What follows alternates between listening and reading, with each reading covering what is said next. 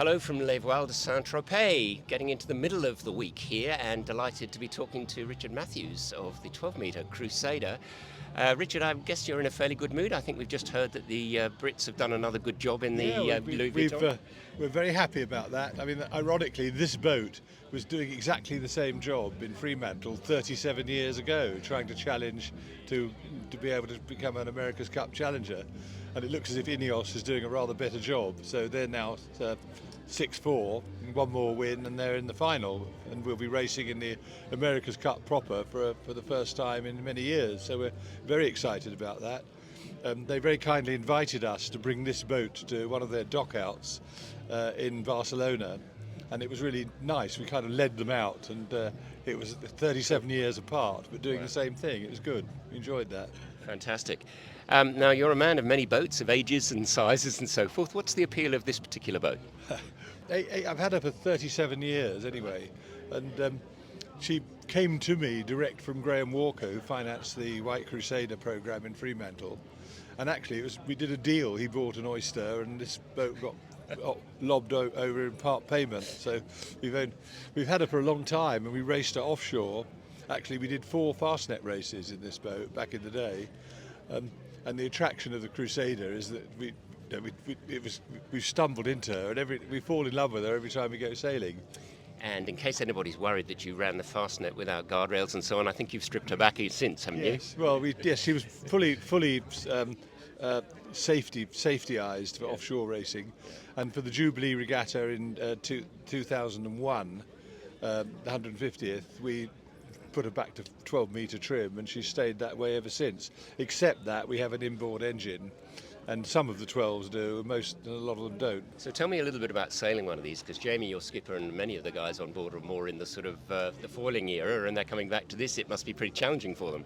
Well, they've enjoyed it. I mean, we said from the outset that we wanted the same crew to go right through the season, and it's made a huge difference. I mean, every time. Today was a classic example. We blew the corner out of our spinnaker at the start, and within seconds we had the Genoa back up, and then within less than about 45 seconds we had another spinnaker set, and we wouldn't have been able to do that without a well-drilled, good crew.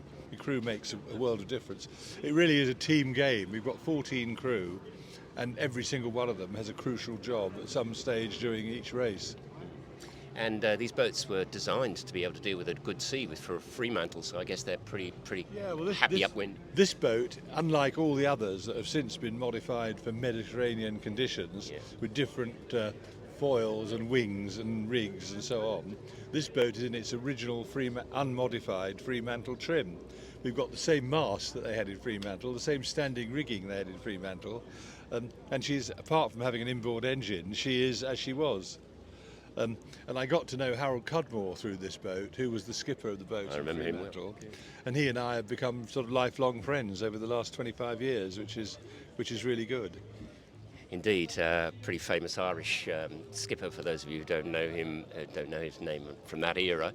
Saint-Tropez, it's pretty special, isn't it? This is our first time, but for you, you've been here many times. What really appeals to you about it? Well, I mean, actually, for us, it makes sense to come to Cannes and Saint-Tropez, because then you can keep the same crew. It's 2 weeks sailing, and logistically it makes sense. But Saint-Tropez has its own little bit of magic.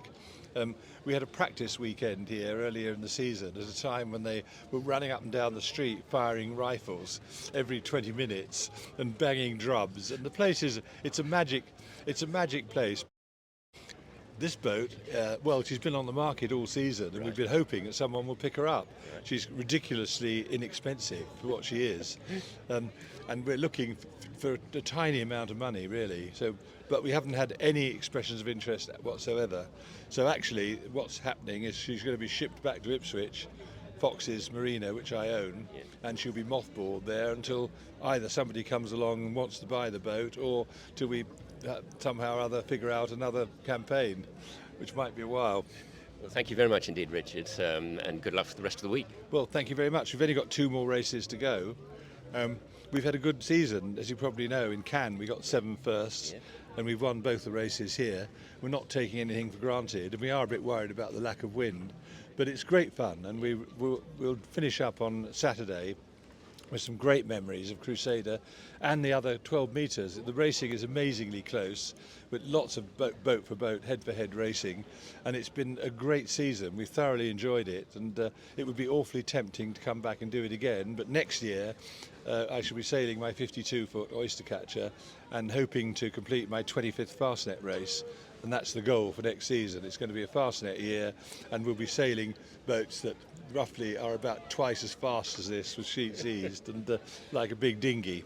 But this has been huge fun, and I've really enjoyed sailing. We all have. A lot of the boys have never sailed on a 12 metre, and they've really come to enjoy the experience. Well, Balcaddy's going to be over for the fastnet, so we might see you with your oyster catcher there. Thank you very much indeed for your time. It's my pleasure.